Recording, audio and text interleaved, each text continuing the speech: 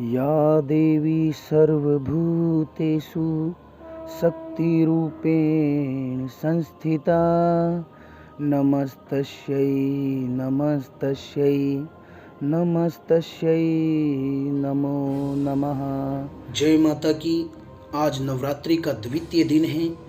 आज के दिन माँ दुर्गा के ब्रह्मचारिणी स्वरूप का पूजन किया जाता है।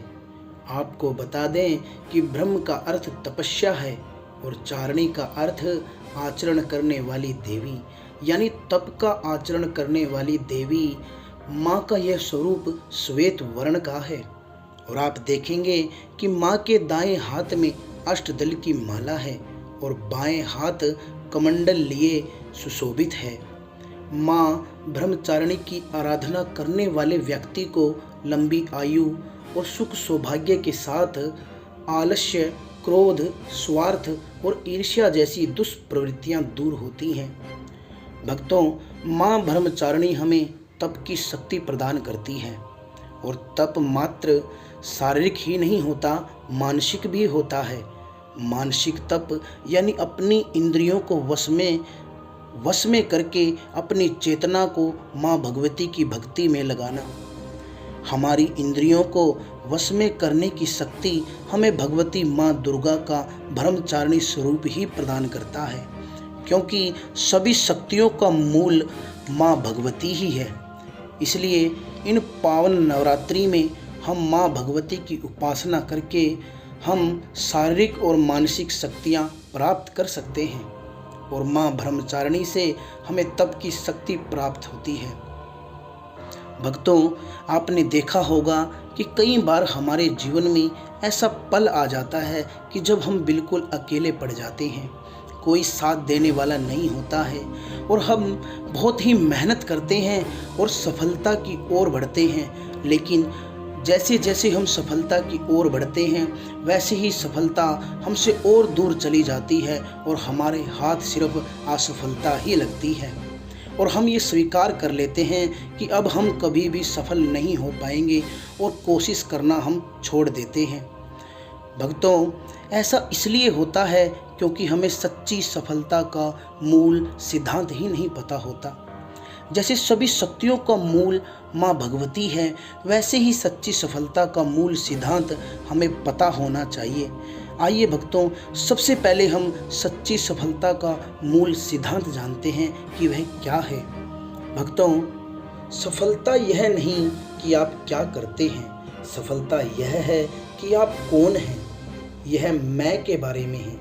मैं वह आत्मा जो सोचती है, महसूस करती है, बोलती है, व्यवहार करती है, हर कार्य पूरा करती है और लक्ष्यों को प्राप्त करती है।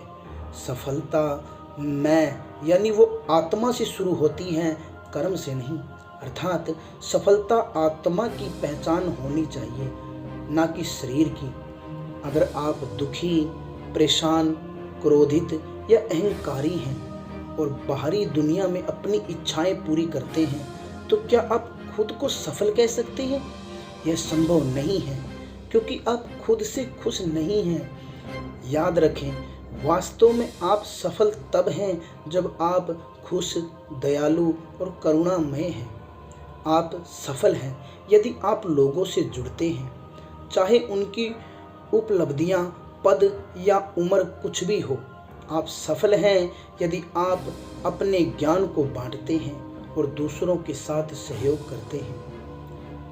जब आप आत्मिक स्तर पर सफल हैं और बाहरी दुनिया में कर्म करते हैं, तो आप अपनी उपलब्धियां का आनंद लेते हैं। अगर आपको वह नहीं मिलता जो आप चाहते थे, तो भी याद रखें कि आप सफल हैं। बस वह उपलब्धि मिलना भी अभी बाकी है। आपके पास दोबारा कोशिश करने और पाने की ऊर्जा होगी। इसी तरह आज के दिन अगर हम माँ ब्रह्मचारिणी की पूजा करते हैं, उनकी आराधना करते हैं, उनकी उपासना करते हैं, तो निश्चय ही वो बहुत जल्दी हमें फल प्राप्त होता है। हम बहुत ऊंचाई को छू लेते हैं।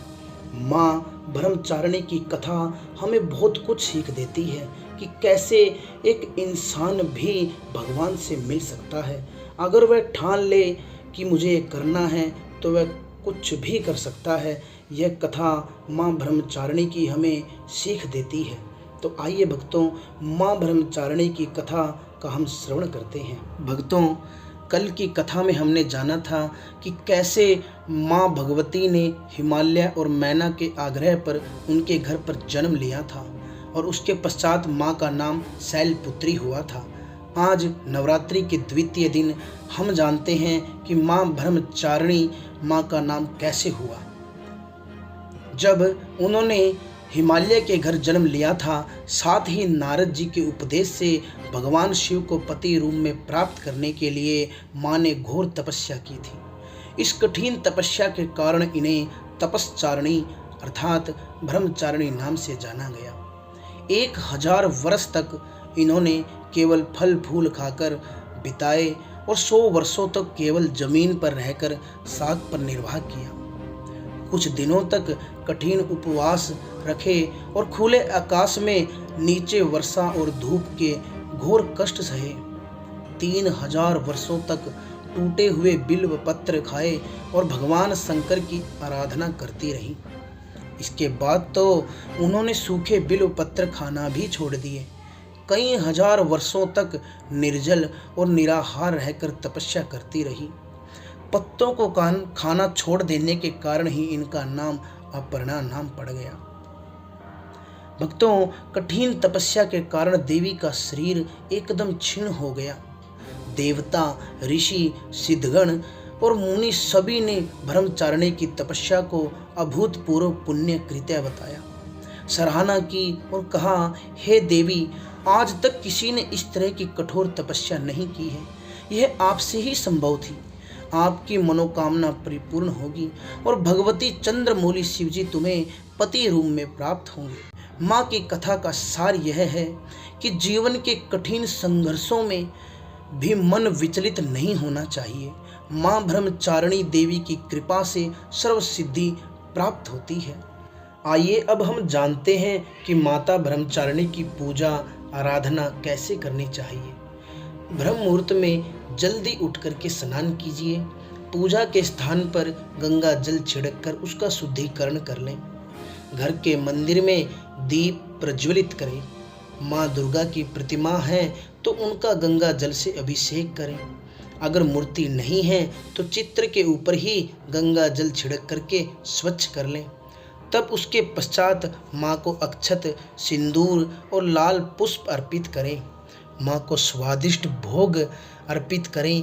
दूध से बनी हुई मिठाई का भोग आप लगा सकते हैं। चीनी मिश्री माँ को अति प्रिय है। अब धूप और दीपक जलाकर दुर्गा चालीसा का पाठ करें और माँ की आरती करें। आप इस मंत्र का भी जाप कर सकते हैं। ओम ऐं ह्रीं क्लीं ब्रह्मचारिण्यै नमः। ओम ऐं ह्रीं क्लीं ब्रह्मचारिण्यै नमः। इस मंत्र का भी आप जाप कर सकते हैं। इस मंत्र का जाप करने से माँ ब्रह्मचारिणी बड़ी जल्दी प्रसन्न होती हैं और हमारी मनोकामना अवश्य पूरी करती हैं। बाकी कल मैंने बताया था कि आप दुर्गा सप्तशती का भी पाठ कर सकते हैं या फिर सिद्ध कुंजिका स्तोत्र का भी आप पाठ कर सकते हैं। एक मंत्र और मैं आपको बता रहा हूँ, निवारण मंत्र। इस मंत्र का भी आप जाप कर करके अपनी सारी समस्या का निवारण कर सकते हैं। ओम ऐं ह्रीं क्लीं चामुंडायै विच्चे नमः।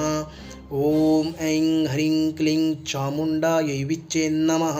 इस मंत्र का भी आप जाप कर सकते हैं और माँ भगवती को प्रसन्न कर सकते हैं। माँ ब्रह्मचारिणी की कृपा आप प्राप्त कर सकते हैं। तो चलिए भक्तों, चलते हैं। आप सब पर माँ भगवती की कृपा बनी रहे। आप सबके घर में खुशहाली आए। माँ भगवती का हाथ सदा आपके सर पर रहे। जय माता की।